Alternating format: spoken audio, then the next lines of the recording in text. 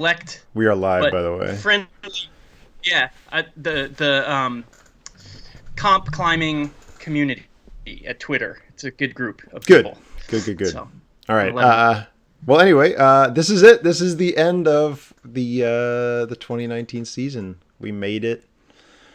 Kind of surprised. But yeah, Inzai World Cup wrapping up the 6 Lead World Cups of 2019.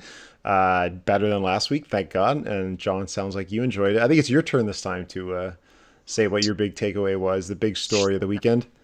My big takeaway was the return of Jain Kim. The big return. She'd returned a couple comps ago, but this was her really fully stamping her return from the injury, the finger injury that had kept her out of several competitions this season.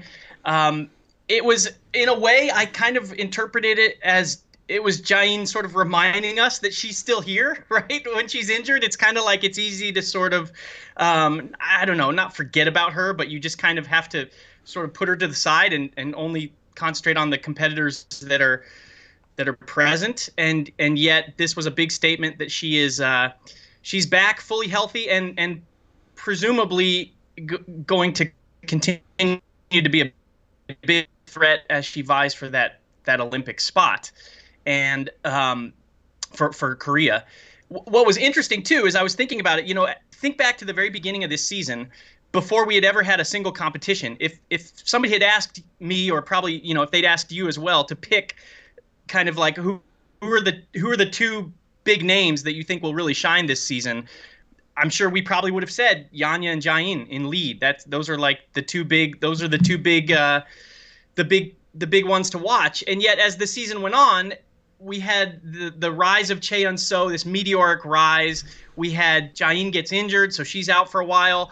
And then yet at the very end of the season, it's kind of cyclical. It's like here we are again, back to where we thought we would be at the very beginning of the season, with Jain and Yanya battling it out. It felt very much like a throwback to previous years. So I that was also my favorite part of this event, was seeing I guess we'll call it the return. But so first of all was, and I should have clipped this, but I didn't, but at the end of her climb, and after it was clear that she won, like, Jain Kim was really emotional, and that was cool to see.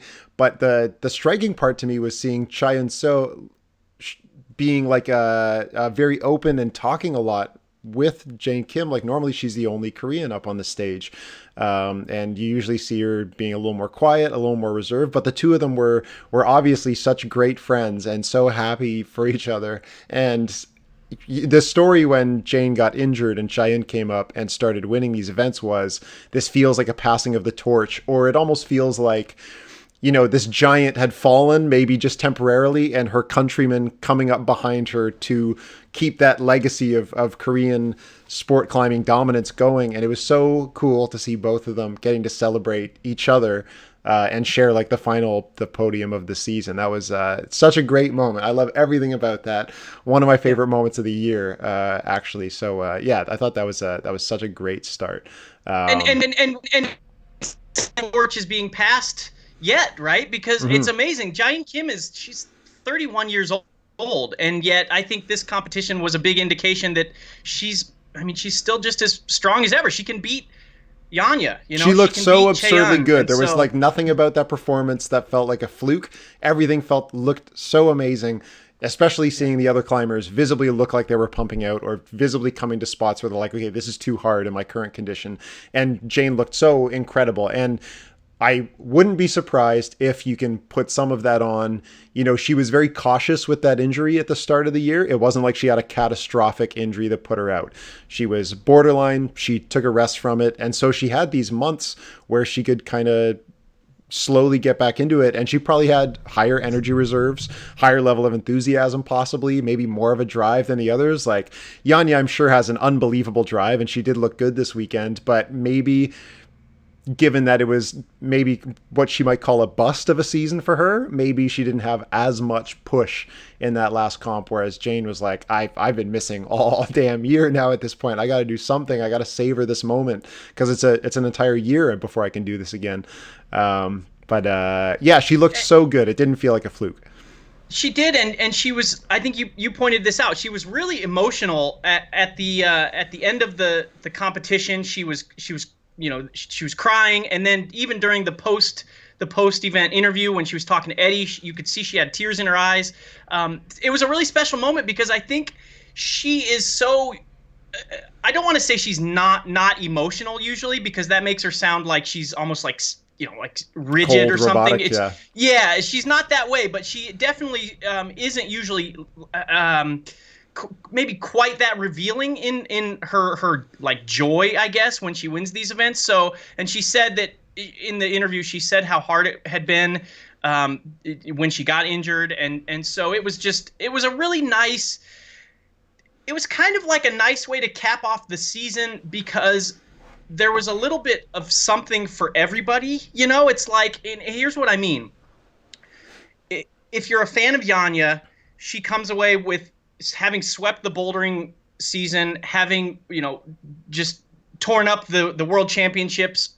So it's like Yanya fans have something to be content with. Mm-hmm. If you're a fan of Cheon So, she comes away winning the overall lead season and having the best rookie season in recent memory. So there's something for Cheon fans. And then if you're a Jain fan, there's sort of this like redemption comeback story that you can take away. So it's like any type of fan, I feel like you were satisfied with the end of with how the women's field ended up this season.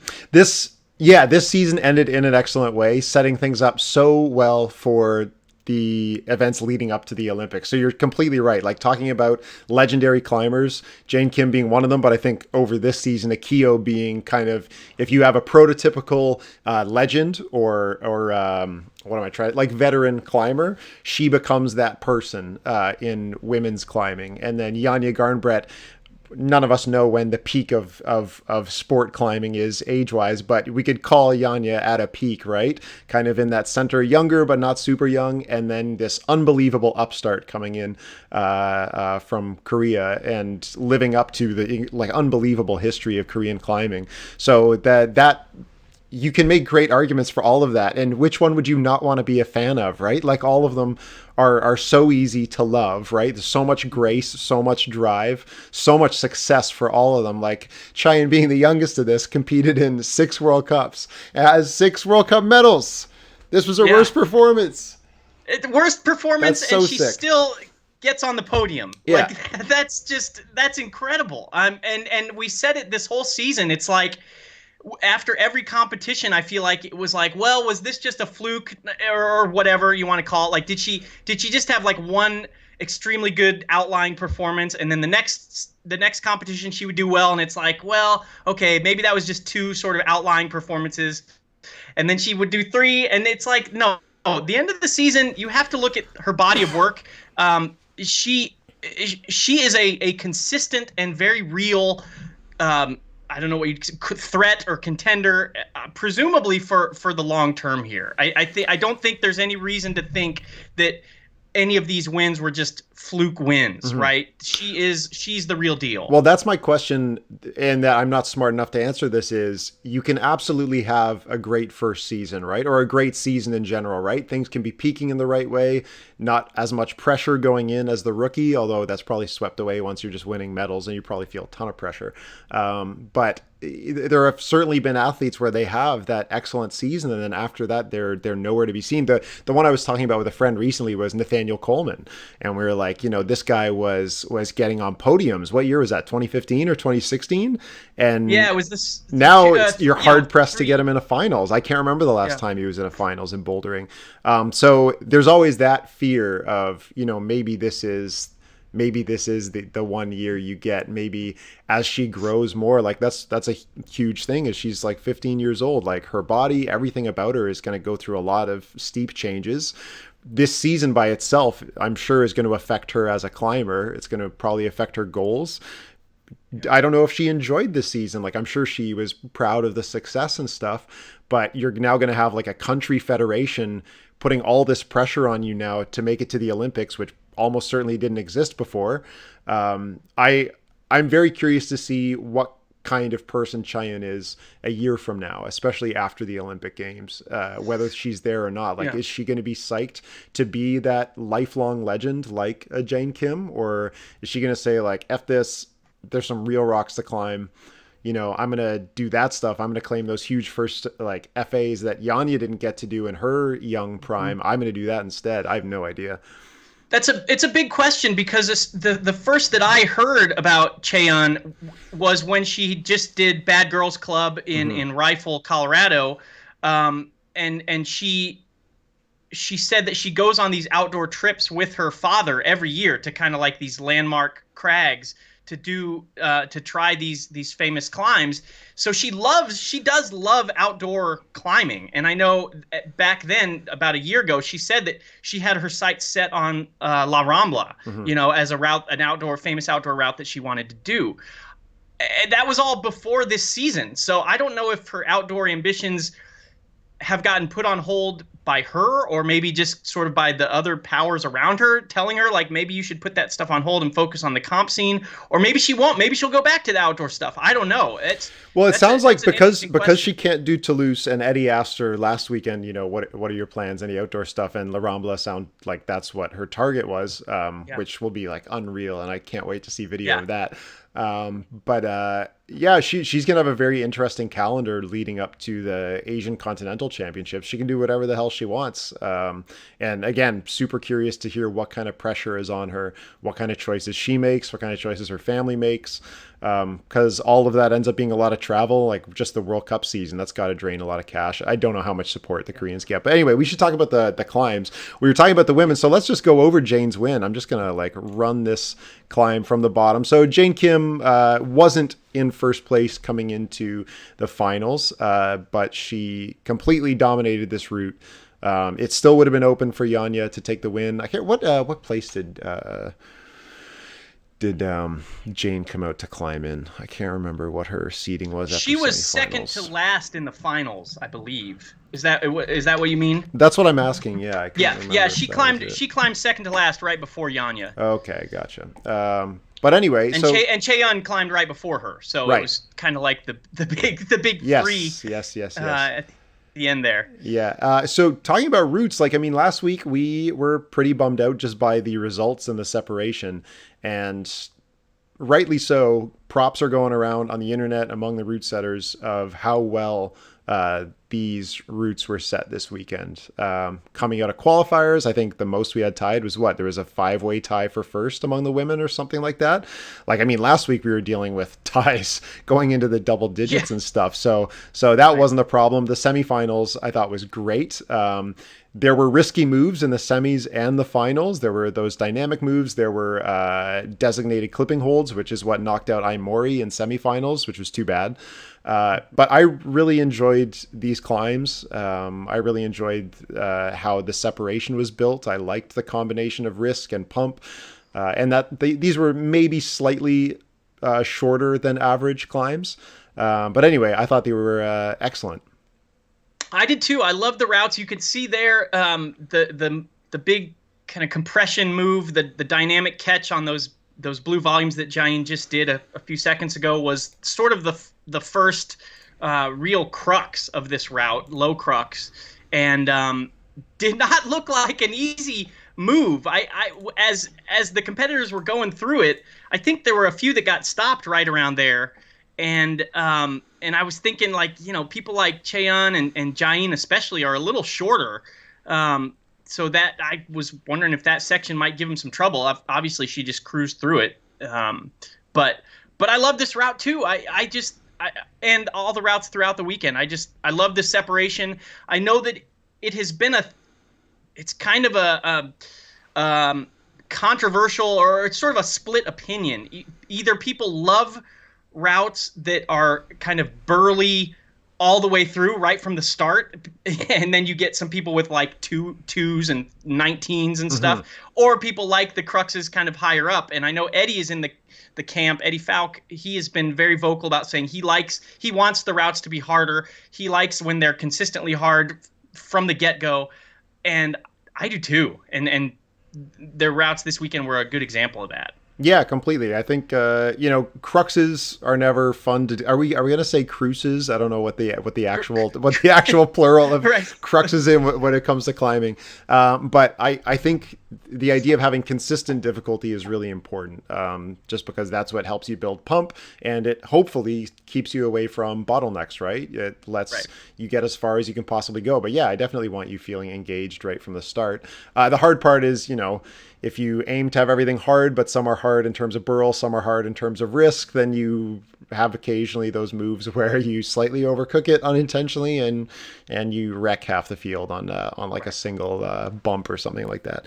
But yeah, But I think they hit the sweet spot for this women's final in that, because I'm looking at the scores now, just in order of the competitors that came out. 34 plus, 34 plus, 20, 19 plus, 35, 37 plus, top 39. And so yeah. like that spread you had okay, you had Miho and Natsuki who both got 34 plus, but that was it. That was the only pairing where people got stopped at the same spot. Mm-hmm. So that A plus in terms of the spread Yeah, there. no, it's killer. Are you? I feel like you're about to develop a halo. I've got this halo going as well as the sun comes up. Do you have a window above you? Because I see you getting There's brighter no as window. well. There's a light right up Oh, there, okay, and all right. so that's why it looks like I'm All right, I'm I'm gonna in. be I'm gonna be completely washed out in just a couple minutes. So whatever. Sorry, this That's, is anyway.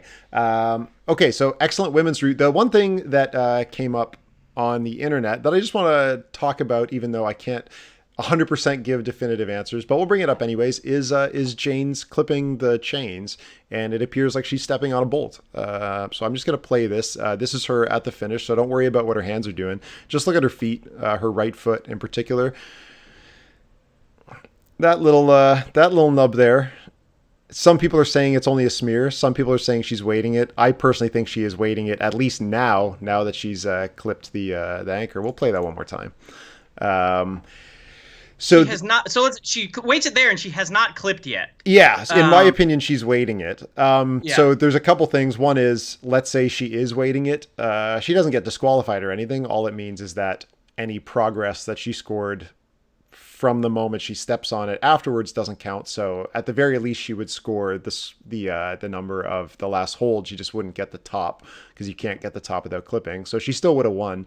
But there's some debate about whether that's a bolt hanger, whether that's like a part of whether that's considered like a artificial aid, because it is a bolt, but it's not a bolt hanger. It is structural, but it hasn't been used for a hanger just because they didn't put one on it. yeah. Yeah, a bit of a gray zone, kind of weird. It wouldn't affect the results anyway, so it's not something we have to dig deep into. But it does kind of reiterate just there's so many little things that make it hard to understand what's going on, and some things that look a lot like, hey, that shouldn't count, and then you say, oh, there's this minor technicality about it, so it is okay. Yeah. And I one of those things I wish was more clear. I wish we weren't building walls for competitions where they have protruding bolts. Like, we all know how to do that, right? Like, everybody Yeah. watching this has probably been in a Waltopia gym. They just have inset bolts, or you have like, what are those, like carriage bolts or whatever? I don't. Anyway, Mm-hmm. we don't have to deal with that. That's just like unnecessary uncertainty in a competition, right? It's kind of Yeah. mad that would be used in a World Cup wall. Yeah, two things here. First of all, luckily, like you said, it wouldn't have changed her victory, because God forbid we would have another bolt issue for Yeah. this. It's like it was bad enough that Andra, the biggest name arguably in the comp scene, doesn't make the Olympics. Yet maybe, I don't know. Doesn't make the Olympics though at the World Championships He's gonna because of a step on a bolt. bolt in like every Like, qualifying event. could you have like just a more unfortunate situation, a more unfortunate reason for not qualifying for the Olympics? Mm-hmm. So, and that was unfortunately, that was like one of the big talking points about coming out of the World Championships. So it would have just been terrible if we'd had another bolt issue being a talking point coming out of the last World Cup comp of the season. Luckily, like, it didn't change the final score. But also, the second thing, you know, any of these federations can file an appeal for that, and so the fact that nobody did, I think it's kind of a moot point then. You know, it's Or like that they did and it wasn't or that like they did and it wasn't. accepted. It's like they have plenty of time to do that. There are people that from all the competitors, all the judges, they're all like watching for this sort of thing.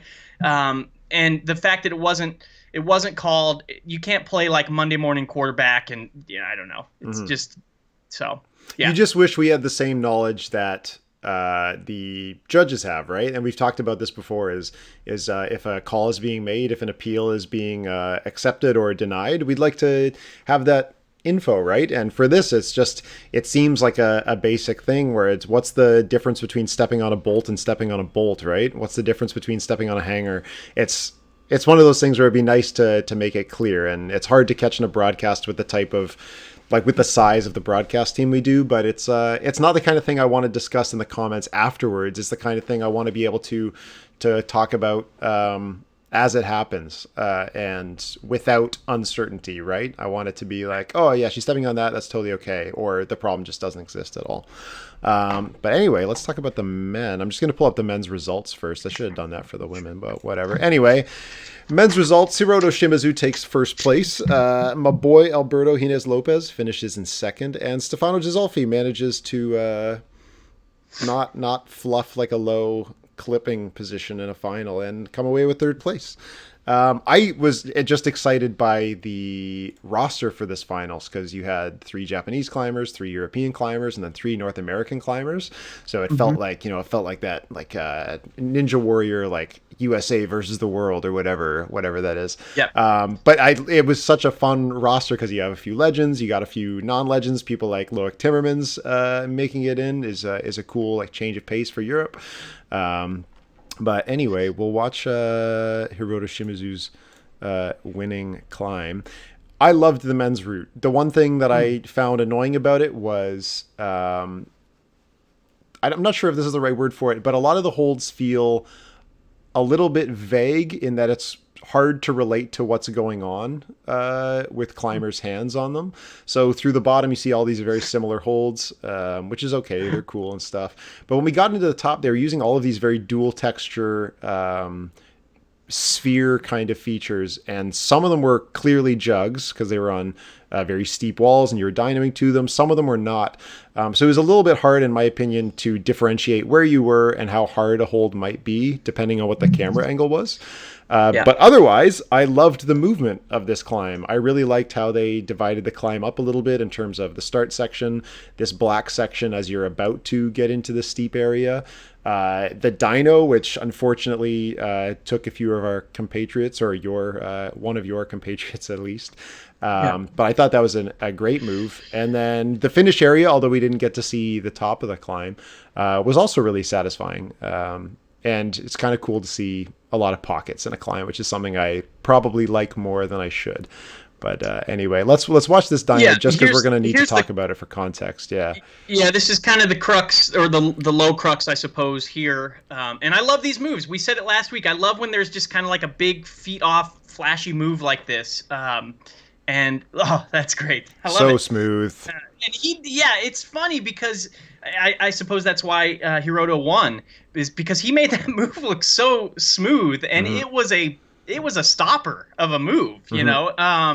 And he just kind of like cruised right through it. So, and into the upper section, it's interesting. He and Hines Lopez were the only 2 competitors who really got at all into that upper kind of head wall area where there was the dual text, like wood grain, and blue holds. So it's really, I think Hiroto and Alberto were kind of the very. I know Stefano got close, third place, but like it's really those first 2 guys were kind of a cut above everybody else because they were the only ones that made it into that upper section. Yeah. This section here of just like crimp pulling, this felt so good. It feels like a preamble. It feels like, okay, you got through that dyno. We are going to work some finger stress into this. We're going to get you tired. And then we're going to force you to open your hands into these slopers. I loved how this last part developed. I just thought this was such an excellent build of a climb. it's the kind of thing where I think there's room to tell that story and the progression of how the bodies of the climbers are dealing with this as they move through. I liked having the distinct chapters of that climb. I totally love it. It's the kind of climb that I wish I could commentate for, because I think it's the kind of thing where there's a lot of room to get audience members like really well acquainted with what's going on. So A+ for that climb. Thought it was great. Yeah, and a direct contrast to Xiamen last week, right? Where it's just like there didn't seem to be any of the different segments. It was just kind of like this all kind of sort of Same sustained, holds, but not. same theme Yeah. the whole way through. Yeah. Yep. Yeah, totally. And in terms of the spread, since I read it for the women, I'll read it for the men too. 28 plus, 19 plus, 22 plus, 28 plus, 38 plus, 32 plus, 27 plus, 19 plus, and 36. So Yeah. you can really see how those tricky middle sections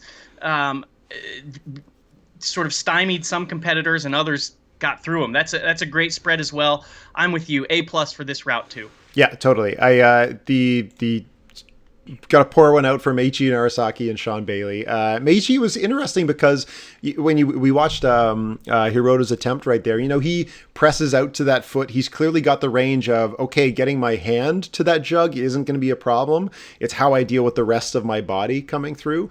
And so somebody like Meiichi, my first instinct is, okay, he's going to be able to reach that easier than anyone else. He might have to deal with a ganglier, which I can relate to, like a very gangly body whipping around trying to control all that. But I felt like the setup should have been a little bit easier and he could have grabbed it more engaged, but he's one of the guys that ended up falling. And Sean Bailey's a great example of, I think he went for it well, but there was a blocker there, and the blocker I think was also used to kind of show you where you're supposed to put the hand. It was a contrasting blue blocker, and if you read it from the ground, I'm pretty sure you could tell that the jug was under the blocker, right? So unfortunately this clip is very fast, but this is Sean setting up this move right here. His hand hits the blocker and then he tries to nudge it back down underneath, but it's too late. At that point you have to be just focusing on your hand, right? Your hand has to be in that thing so you can deal with the rest of your body. But his hand messed up. His body was already coming in hot. He couldn't cope with both of those things at the same time. So an unfortunate loss of Sean Bailey down in the bottom. But hey, it's too bad because that is the type of move that he could do flawlessly on 9 out of 10 times. Because I think back to the Bouldering Open Nationals this past year, or this year I should say, months ago. He won it, and there were several boulders, particularly if I'm remembering correctly, the fourth one for the men's. It was like this sort of paddle dyno boulder, similar to that in that it was high coordination. You got to control the body swing, and he just did it perfectly. And so when I knew that he was coming up to that section, I knew it was going to be tricky, but I thought, like, okay, if there's anybody that can do this, it's definitely Sean. Like I said, 9 out of 10 times he would have nailed it. He didn't get it. I still think, though, I tweeted this out, I still think that there's a lot of positives to take away from Sean's season. He had an 8th place here and 8th place last week. I think he had a 6th place finish a couple weeks ago. So there was some nice consistency, despite the fact that I know that he probably didn't end the season the way that he would have liked. Yeah, for sure. We should talk about the other Sean in the event, Sean McCall, who started off I wasn't watching the results come in live, but for anybody that must have been watching those results come in live off qualifier 1, must have been, well, that's the end of that. And anyway, so on the first qualifier, Sean basically doesn't manage to get out of the start position. He wasn't the only one. There was basically a club of world famous speed climbers that made up just the bottom of that score, unfortunately. Check the qualifying results. It'll make you laugh. But Sean was the bare basement, scoring a 2+. It looked like a bit of an awkward start, I guess, the kind of thing where you can maybe misjudge either the difficulty or your body placement. It just didn't work out. Great thing was Sean just having a laugh about it, because as he mentioned in some comments later, it's that nightmare scenario you have. It's probably going to happen to you in your lifetime. I'm sure it's not the first time it's happened to Sean. And when it happens, all you can do is just laugh and try and blow it off. And then, of course, he goes into qualifier 2 and does so well that he manages to make it to semis. And then in semis, I'm sure he'd shaken it all off at that point, and he goes straight through to finals and actually had a decent performance in finals. I didn't feel like sometimes I feel like I'm left wanting more from Sean, and I feel like, oh, he clearly had more gas in him kind of thing. But this one I felt was about right. Yeah, I mean, he clearly. Also, let's not forget that this is the week right after he withdrew from the competition Great, in yeah. GMN for the tweaked shoulder, the shoulder injury. So, first of all, luckily, it doesn't seem like the shoulder injury is an issue at all. It seems like that was just a total precautionary measure to withdraw last Mm-hmm. week. But also, that makes this past 2 weeks have been just kind of this incredible little mini narrative, mini comeback from Sean, going from withdrawing last week, then having a total flub in the one of the qualification routes this week, and then really rallying to like you said, make the finals and have a pretty solid showing. So that was great. I think anybody. I was one of those people that checked the qualification 2+. I was like, oh, 2+. That's How did that that's a happen? bummer.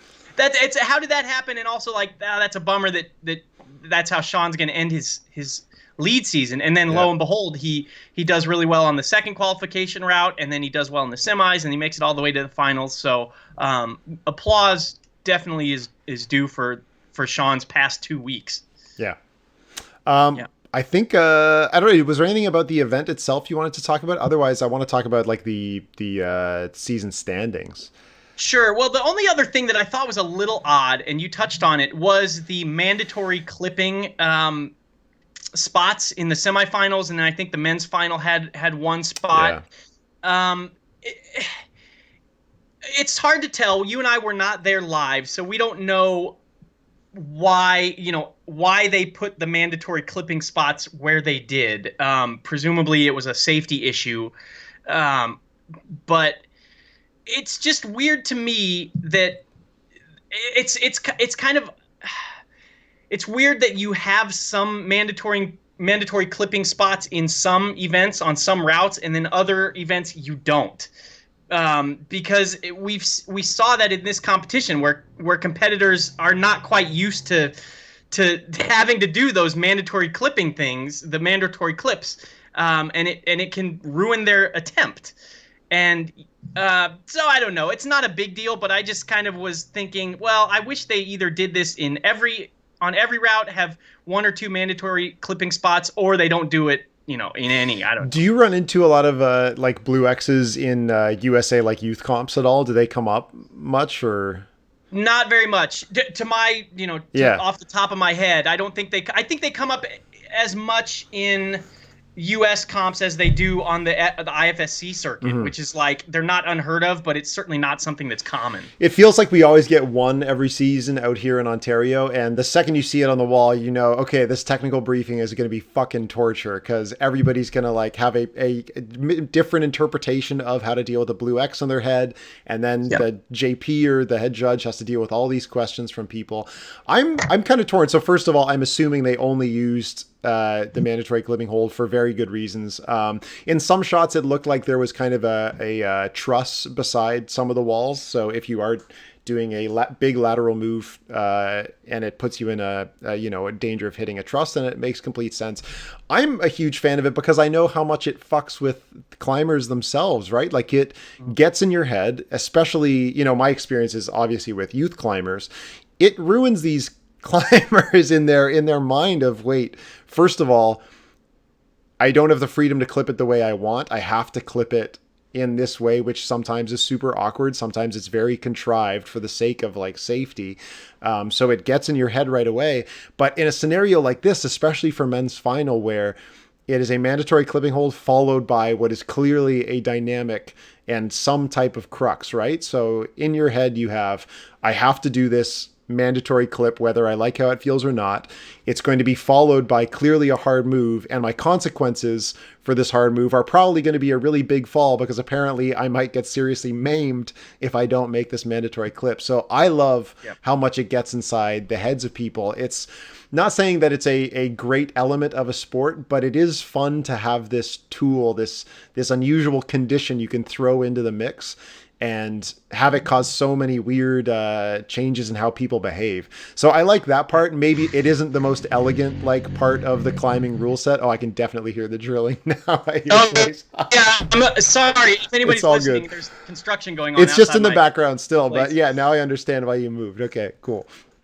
But anyway, so yeah, I'm not a huge fan of blue X's in general, but it in this scenario, I honestly found it kind of fun, and I don't take pleasure in it, but it was interesting to see it knock out a climber in semifinals in Aomori, right? Like it is this kind of cool. I don't really know what kind of analogy to make. I can only think of like in video games where, in some scenarios you're performing a task, but then you get some item which changes the paradigm of what you're doing. It either like adds more danger or it gives you more strength, and that's kind of a cool thing that probably shouldn't be in a competitive sport like this, but it did make it more interesting for me, at least for this event.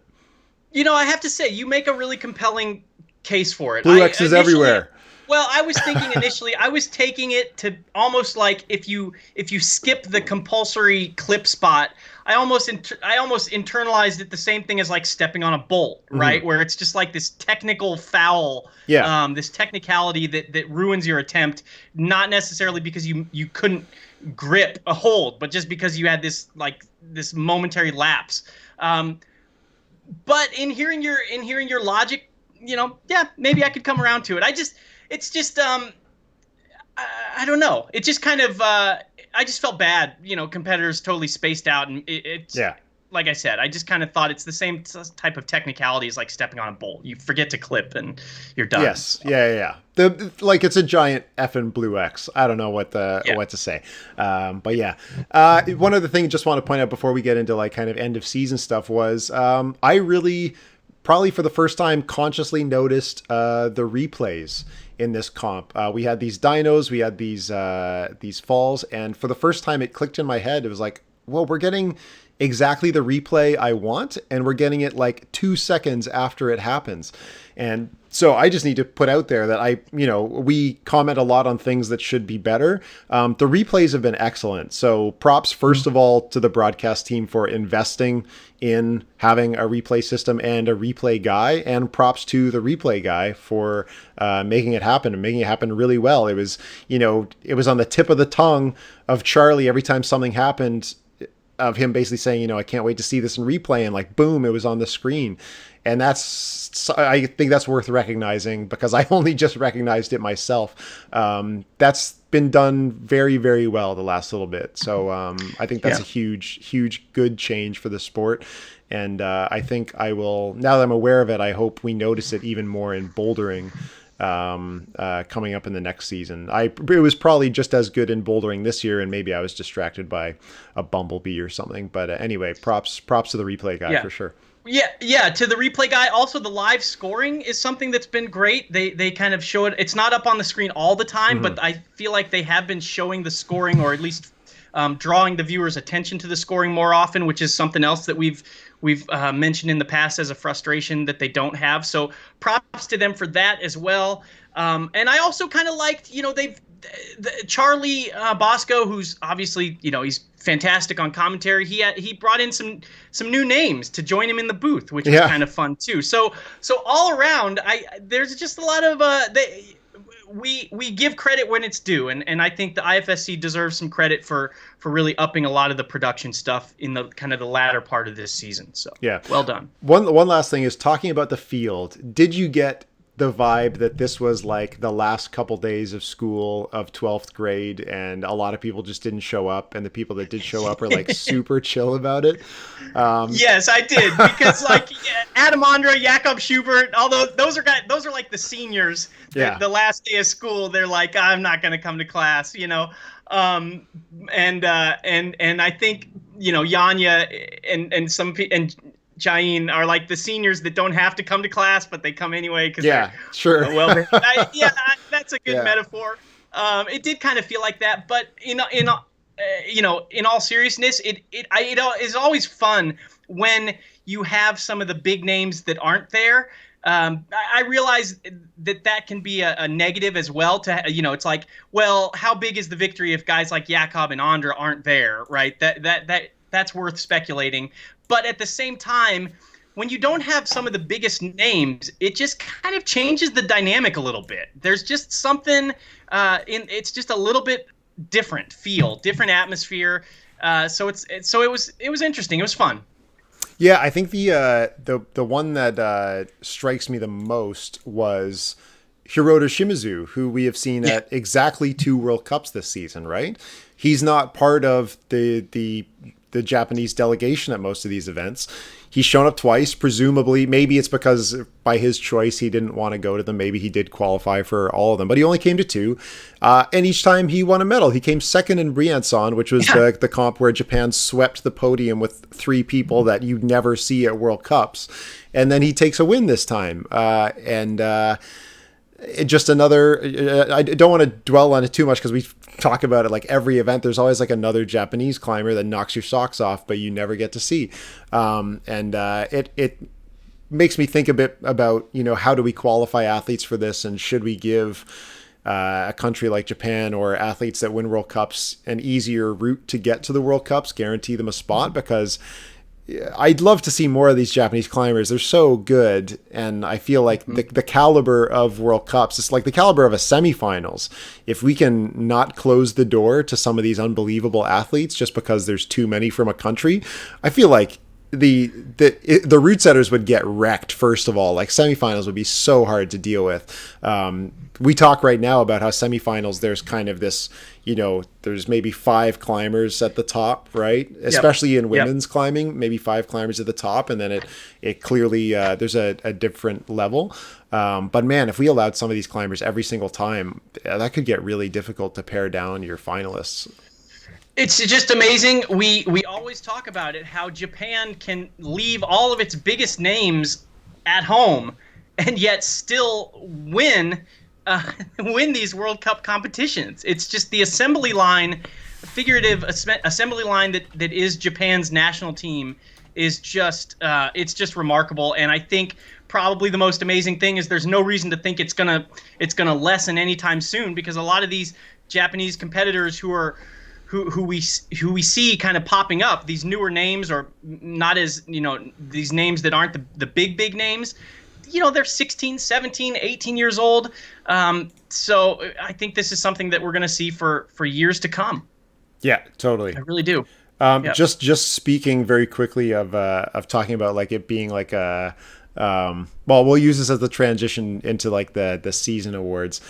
So you were talking like Andra and Schubert weren't there, right? But they ended Yeah. up being on the podium for the season, for the Yeah. combined season, particularly both of them, and getting to see just representatives from these countries who weren't the athletes trying to navigate like, okay, do I stand on the podium? Do I get in the Right. picture with the people? Like, where do I stand when we're doing the national anthem? It was, yeah, super, like normally watching because it is like the last hour of the broadcast is Yeah. waiting for people to like get on a podium, do the national anthem like 7 freaking times. But that was worth a laugh a bunch of the time. Janja clearly knew like the Austrian rep and the Czech rep, and they were goofing around. I had a lot of fun with that. And I'm actually at the end of this show, I'm just going to play my favorite moment from the comp. But anyway, let's talk about the end of the season and how this has gone, specifically for the lead season or the World Cup rankings. I guess we'll start with women. We already knew that Cheyenne had won the season. Second place, Janja Garnbrett. Third place, Natsuki Tani, which was kind of like a shock to me because for her it was all about consistency, right? Cheyenne was the big breakout with the wins, but Natsuki Tani, along with Aimori and along with Yutong Zhang, were part of that class, that 2003 cohort that just blew this year up and Yeah. added all these names when, after the bouldering season, I thought, well, it's going to be the same superstars that we're used to, but it added so much extra spice to what was going on. So very cool podium. And then for the men, Adam Andra and then Alberto Hines Lopez comes second, again on the back of consistency. So that's really cool. I think the last time a Spanish climber was on the top was 2012, and that was like kind of the end of Ramon Julian Puigblanc's like super successful years. He finished third in back in 2012. So that's, or sorry, 2013. And then third place, Sean McCall. Sean McCall back on a season podium for the first time since 2014. I think 2014 he got silver in lead, and I think it was 2013, the year before, he got bronze in boulder. But yeah, It's I'll let you finish your That's thought. remarkable. Well, I was just going to say that Sean, it's just amazing how much he has clearly, and we know this because he was very open about it on social media and everything. He clearly, like, starting several years ago, he eyed this season as like the season that he wanted to really dial things in and peak because of the Olympic qualification, Mm-hmm. right? And it's just interesting to look at the results. It's like the proof is in the pudding, right? Like it worked. We have seen this year how he's had kind of this resurgence. And not only did he achieve that goal that he's been working at for years to qualify for the Olympics, but he also it's proven in the fact that he makes a season podium. It was just great. Mm-hmm. Yeah. Yeah. So And just on that note, just this was my favorite moment of the event was the presentation of the of the World Cup season winners. I'm just got to cue this up here. And unfortunately, Adam Ondra wasn't there to accept his thing. So the representative, if you're wondering who the guy is off to the side. But anyway, so this is the national anthem of the Czech Republic. And we just get this long, beautiful moment here as the national anthem plays. Just getting to stare into the eyes of these three climbers.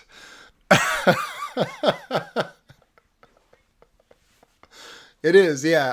I'm not funny enough to make one up, but I was just dying through this moment here, watching the Czech guy, like his eyes darting around, trying to figure out what he should be doing. Yeah, I had a great time with that. It kind of reminded me if you've ever had a group photo or something and somebody accidentally presses video instead of Yeah, photo, exactly. you look at it and you're all like trying to stand still, but it's a video. Yeah, that was funny. Yeah, totally. That was a great moment. Okay, I think the next thing, and I'd like to do an end of season wrap up, and we'll hopefully grab some friends and maybe do like a best of the year kind of episode. But and you mentioned this, we should probably talk about what we think Toulouse is going to look like.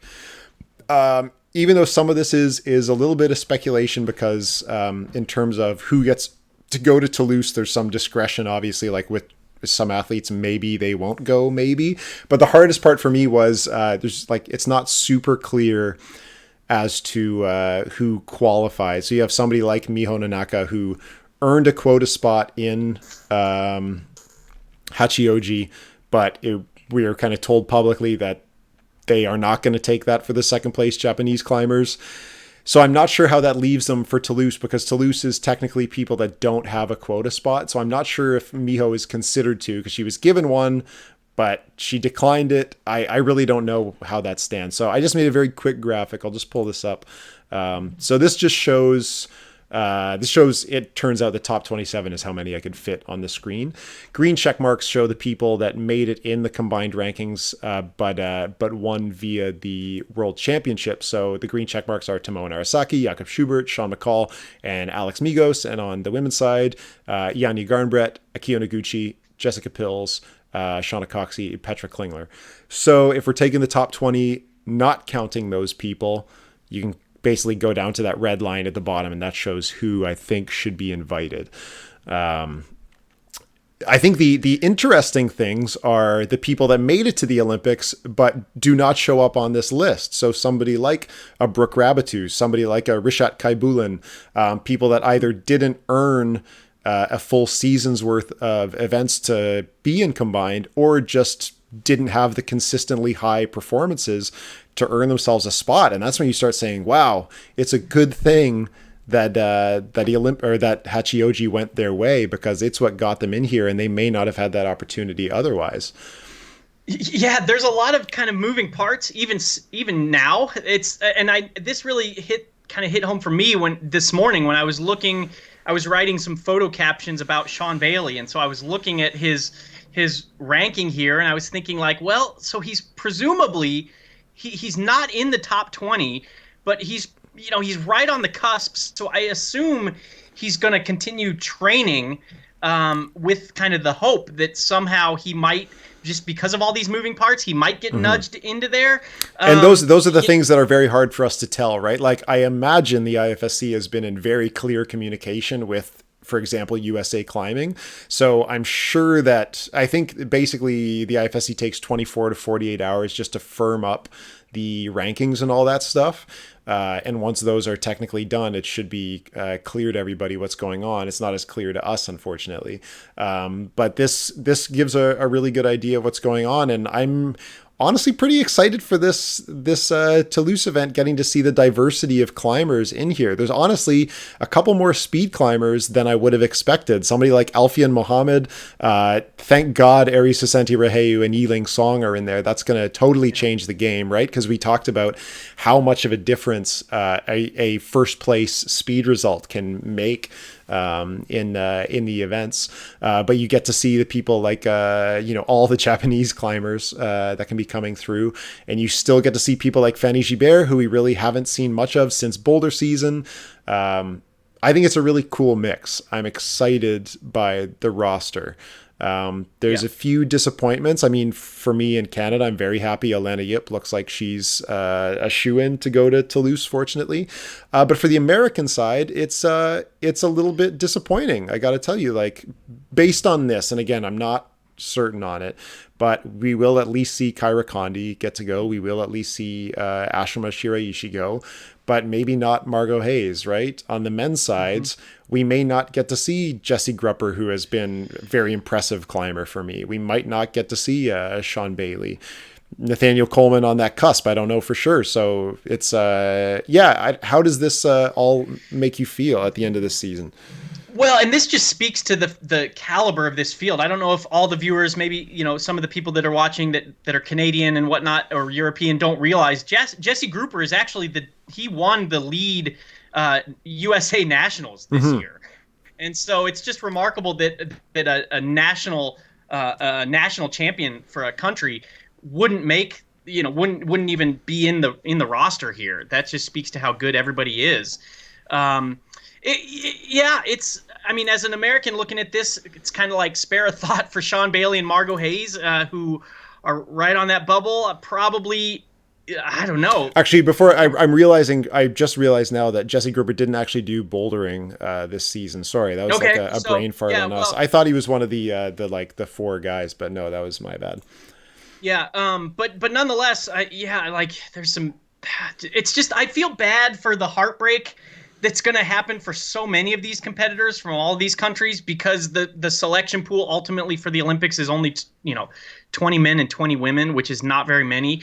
But like you said, I'm really excited though by some of the names that are in there. I'm excited for Sol Sa to see her on the list for Korea, because she is a very big threat in the all around discipline, right? She's good at bouldering, she's good at lead, and she's pretty decent at speed too, and I'm excited to see what Alana Yip can do. So there's a lot to be happy about, but there's also some kind of like some nervous waiting, I suppose, for those people that are right on the line. And based on this, Sandra Lettner, who, if I'm right, was the gold medalist at the Youth Olympics for women, she does not have an invite based on this. If I remember right, Meiichi Narasaki was the guy that won for the men. He does have an invite through. But I didn't pay attention to the Youth Olympic Games because I don't care. But interesting field. Pretty really cool. Interesting. Yeah, and it's gonna be a really exciting event in Toulouse. I would encourage anybody to watch the stream. It's gonna be. I'm gonna put that back up. And actually, what I want to ask you is, do you feel like there are any favorites in this mix? On the men's side, I do have to say Adam Ondra is the favorite. I don't think anybody would argue with that. For the women, assuming Miho Nanaka goes, by rank, she's the favorite, but there's a bunch of, what if Jane Kim... So for women, it's not as clear cut. It's not as clear cut for the women. I am also very curious of some people that have seemed to be peaking at the end of this season, like Alberto Hines Lopez. It's sure. We don't think of him as being kind of that overall threat in so many disciplines, but he's very clearly reaching sort of a new level of his game right now. So at least in lead climbing though, but in the rest of the stuff, that's the hard part. Right, but it's like the rest of the stuff, well, we don't really know because we haven't seen him in a bouldering event recently, So it's like we don't know. Is he peaking in bouldering as well? Looking at the women's side, um, I think oh, there's a lot of different. Let me see. I'm just looking Miho, at of course, like you Alberto said. He. Giant Kim too. Although Giant Kim's gonna really, she's. I mean, you could tell by the way she lead climbs. She's so methodical that she's definitely speed is gonna be her kind of big weak link. Kyra Kondi's interesting because she's another kind of like Sol Sa. She's a really good all arounder. She's fast at speed. She's great at bouldering, and she's good at leads. So I kind of have high expectations for Kyra. I think she could, if she kind of finds her rhythm, she could really do well. And I was just looking at Alberto Hines Lopez's scores for the season. This guy he's competed in 28 events since like April of this year, between like youth stuff, European stuff, and World Cups. He's been on a tear, and like not all good results. Like his adult bouldering is nothing to get excited about, nor is his speed. But this guy has had an unreal competition season, just like going to so many events. It's like he managed to do the World Cups, but decided I'm still going to do all the youth ones and all of the European Cups and stuff. And that's a lot. That counts for a lot. You know, that experience, the nerves. Presumably, he's not going to be rattled by as rattled by the big stage of Toulouse. Sure. You know, he has, so he's got a lot of experience under his belt. He's obviously in peak physical condition. I don't know. He's a really interesting case. Just because he's such an unknown in terms of the overall, the all around combined discipline. All right. The last thing I want to ask, and I want to ask you, is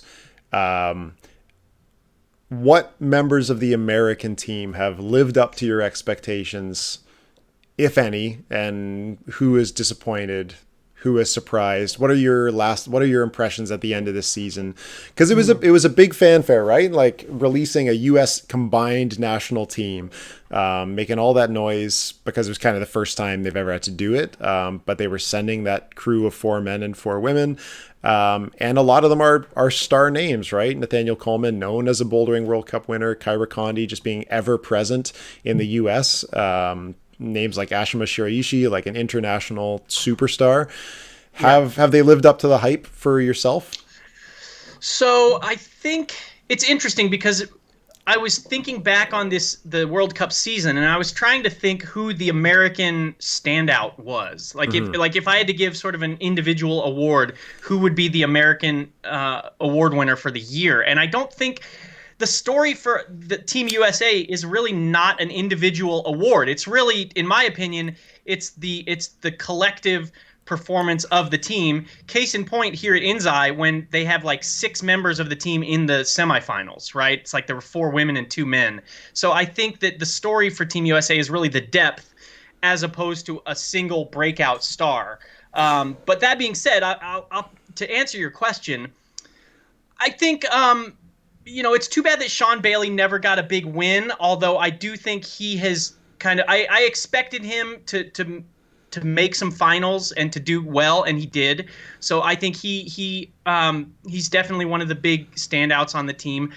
Disappointment, I think maybe, I mean, disappointment's a pretty strong word, so I don't know if I would say that. But as an audience member, like not of them as a person, but as a spectator to an athlete.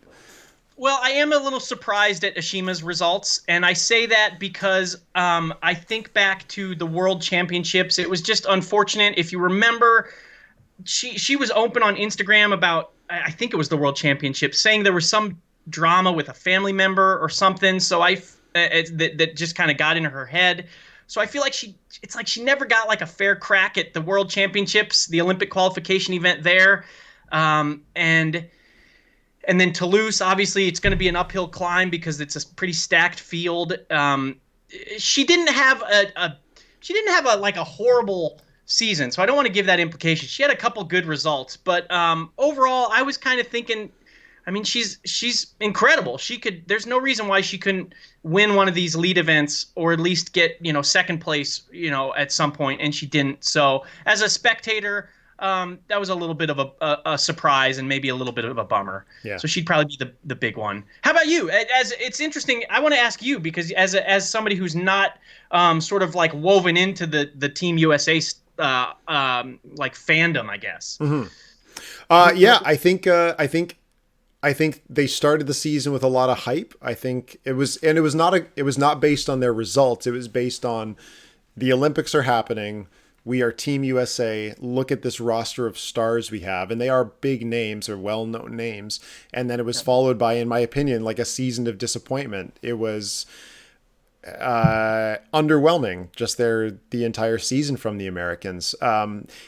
Some of it to me plays into my bias towards thinking that some of these climbers are not Olympic material, that they are people that like climbing outside or having a good time climbing for fun, but don't have the actual drive. That odd, like, two-faced post that we saw from Sean Bailey after one of his disappointing competitions made it hard to read him kind of as an Olympian when he was questioning everything about his performance. It looks like Ashima's had some huge life changes aside from what you mentioned, living in Japan, and all of these are young climbers, right? And so it seems like some of them are just exploring their place in the world. Nathaniel Coleman still hasn't lived up to that high peak he had back in 2015 that I remember so clearly. So it was athletes like Brooke was a very pleasant surprise in that particular event. Like, that's an excellent story. The family lineage, as we spoke about, that's going to make for some great writing and some great profiles. Kyra Condi, I think of as a genuine athlete, seems to be very engaged as far as I know her, which isn't that well. But all in all, I was a little disappointed because Team USA to me is 13-time champion Daniel Woods and 27-time champion Alex Puccio and whatever, right? Like, it's these like big names. And as the Olympic comes along, it turns out that there isn't as much of that fire as there was before. Yeah. So it was less than I hoped for, unfortunately.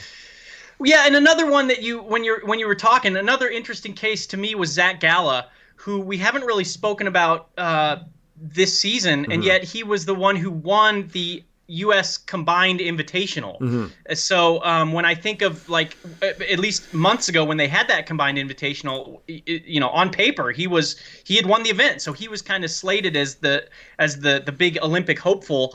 Obviously that didn't happen at Hachioji, and I don't, correct me if I'm wrong, I don't think he was on that list for Toulouse. So so he's another. Yeah, it's been an interesting season for the U.S., and I say that I don't mean to sort of pad it. I think I mean that in all honesty. Just really interesting when you consider all the hype and then the results, and it speaks to it speaks to larger issues which you and I have talked about before, of like the industry valuing and rewarding outdoor sends over competition performance. So I do think that there's this constant kind of indecision for many American athletes about, do I want to do the competition route or do I want to do the outdoor, featured in Black Diamond and Petzl videos and stuff like that. And I think the reality is, in this day and age, we see with people like Yanya or Miho or Akio, who kind of focus solely on competition, it's kind of like gone are the days when you can sort of do both, because the disciplines are just so divergent at this point, outdoors and indoor climbing, and especially comp climbing. So I think that's something that, honestly, the American climbing industry and it just kind of needs to figure it out, because I don't think the key going forward, years to come, Olympics to come, is going to be just kind of like splitting your time between comps and doing outdoor stuff, or when you're kind of burned out for the comps, you sort of do outdoor stuff. I just don't know. And this is very hard for me to talk about, because I'm not that athlete, so I don't kind of have to deal with that burnout tension. And so I realize that that's a big thing, but I think the issue, and it's kind of somewhat similar in Canada, although not as much, because in generally everything's colder here. But in the States, like, your weather is so incredible. You've got such an abundance of different rock outside. I think like to judge somebody like Ashima is so hard because she is still young, right? And to, you know, I think for Americans and Canadians, it's the kind of thing where you're not going to know for sure if you actually want to be a competitive climber until you get some alcohol in your system, you get some weed in your system, you get your first road trip out of the way, right? Like, I feel like you have to go through that stuff, that like Daniel Woods lifestyle. You got to try it completely. Yeah. And at that point, then you'll be able to make an educated decision. But until then, there's that romance of, you know, I could be in a mellow video, right? I could, you know, do some ridiculous, hilarious thing for Real Rock. I can just bum away and not be with my parents and have a great time with friends, just setting up new lines in a beautiful part of the world. Yeah. So I totally get it. It just means we have to wait a little longer for them to figure that shit out. Hopefully we come out of the Olympics with some climbing heroes, like legendary climbers beyond what we talk about now, where those kids in the gym see that and they're like, that's what I want to be, rather than, Yeah. you know, every poster in an American climbing gym is of somebody climbing like wherever in Waco, in Joe's Valley or whatever, right? Like in Canada, it's a little bit different. Our posters are Sean McCall on artificial walls, or fucking Mad Rock poster of Matt Foltz climbing somewhere in a shitty shoe or something. But not Mad Well, Rock and is fine.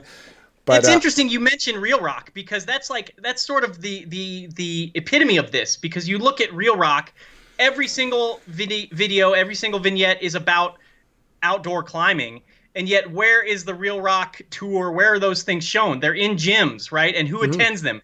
Kids that are on the team, the competitive teams. Yep. It's like it's weird. It's housed in the sort of sanctuary of competitions, and yet it's all about like the outdoor glory. So I think that speaks to kind of this kind of disparity that America needs to reconcile. I mean, my hope, my dream is that someday the American comp scene, there will be comp climbers that love competing, and they only compete, and they don't do outdoor stuff at all until they're like, you know, 40 years old and they're retired. That's what I want. I don't think we are there yet, but I know that for anybody that loves the competition scene and loves USA climbing and loves Team USA, the hope is that at some point the American industry would be able to sustain comp climbers solely as comp climbers. Here's what we do. We get USA Climbing to take all that like Olympic money, buy out the Access Club, declare outdoor climbing. Yeah, the Access Fund, sorry.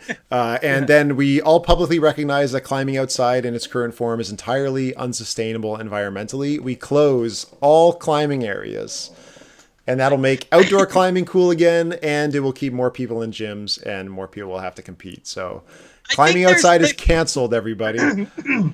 There is room for both. I just think there is less room in this day and age to be at the elite level of both, right? To jump back and forth outdoors and indoors. I think it's kind of like you have to choose. And this is not you and I reinventing the wheel here. This has been written about, you know, a number of times.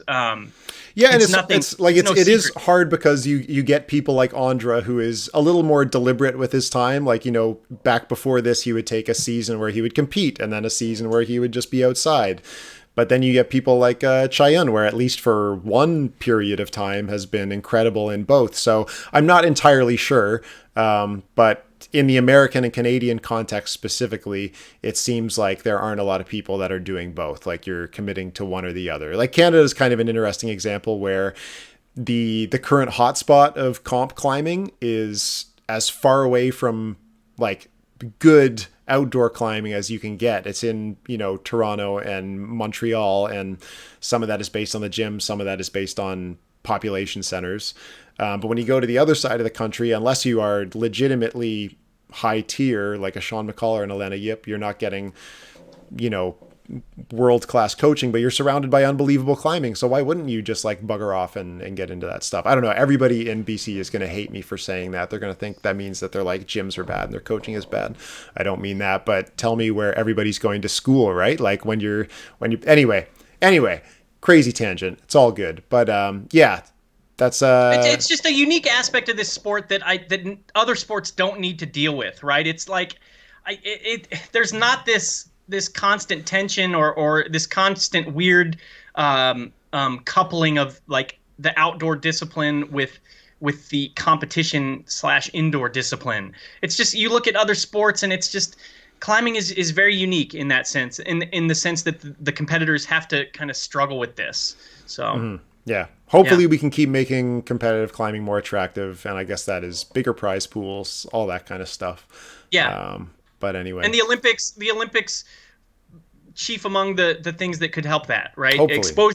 Exposure into the mainstream brings in revenue, which brings in more people interested in competing, which it's just it all helps. It all feeds itself.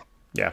Well, I don't have much else to ask, so I'm just going to throw it out there to everybody else. If they are, depending on where you're watching, do you think that the outdoor indoor divide is limited to Canada and the United States, or do you see that where you're from, whether it's somewhere in Europe or around the world? Is that a problem you guys deal with, and is it a bad thing? Is it a problem at all, or is it affecting your pool of competitive climbers?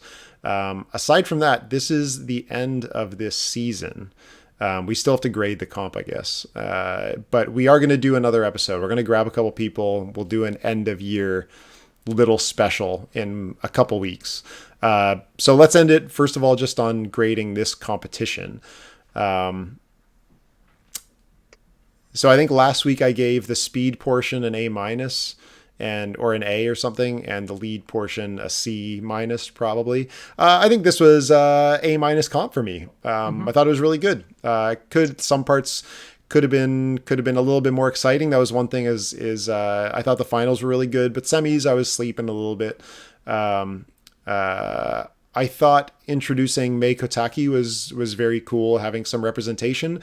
But I also, and this is just like something, when I started doing podcasts, I spoke to a bunch of producers of professional shows, and one thing they talked about was if you're doing stuff that is heavy on audio, make sure you avoid people with like highly regional accents or things that make it harder for the conversation to progress. And I found it a little bit stilted. I'm not sure how much she added to the broadcast for me, and that's just unfortunately because I'm an English speaker, and so that's just something that is important to me. I hope that somebody like Mei Kotaki could be involved in broadcasts for Japanese speaking audiences. I think that's really important.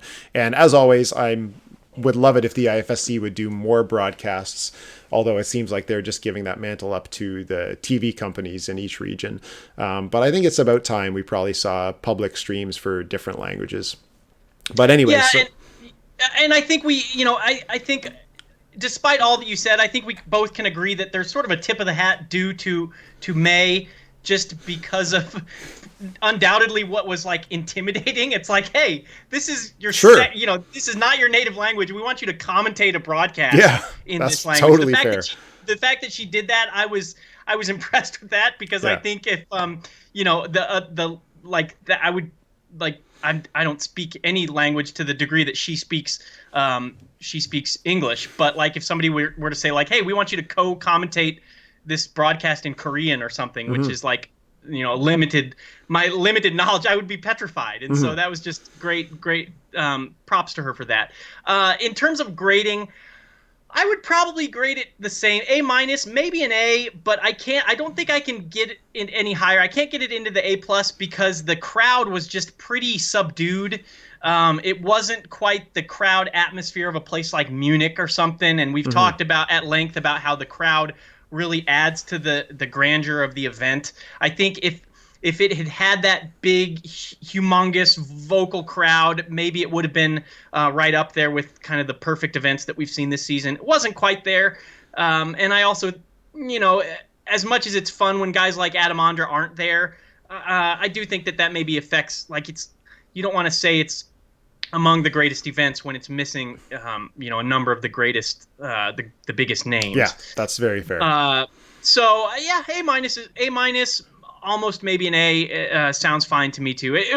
Nonetheless, it was a great way to cap off the season. I think in emailing my editor about this, I said, this competition really was greater than it had any right to be.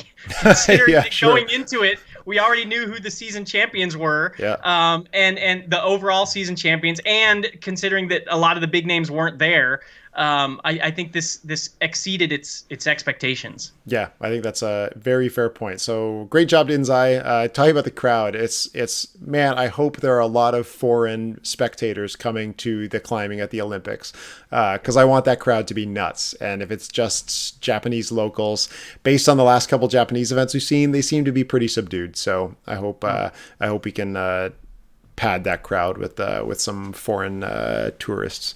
But anyway, let's leave it there. We'll talk in a couple weeks with an end of season special, and then I think we'll do Toulouse as well, because that'll be a great time. After that, we'll just see what happens. But until then, thank you for watching. Leave all your comments. We love arguing with people, or at least John does for the most part. Well, I do want to You're say going to become the chat room pit bull. That's going to be your job. Well, I didn't mean to cut you off there. Apologies, But good. I do want to just say a thank you to all the people that have watched this whole season, and also all the people that have commented in the comment section for all of these. It's been fun to hear people's feedback. It's been fun to dialogue with people, and we're just grateful that people tune in. That's sincerest gratitude for that. Yeah, you're a special breed if you can watch a World Cup and then watch further coverage. It's a small group of you, but we appreciate having other people that love it as much as we do.